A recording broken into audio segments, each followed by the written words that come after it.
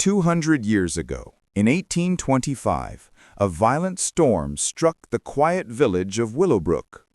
Homes collapsed, families were terrified, and the village seemed lost in darkness.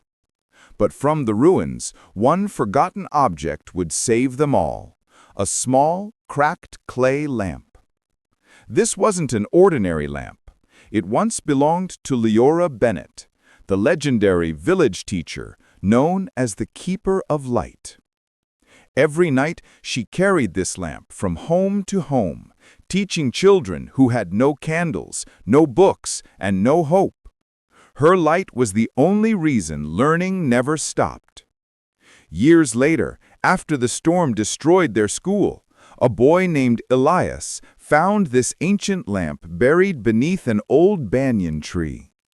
And with it, he discovered Leora's message.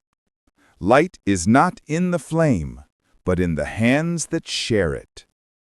Inspired by her courage, Elias gathered the children, rebuilt the classroom under a tree, and brought learning back to the village, just as Leora did 2 centuries earlier.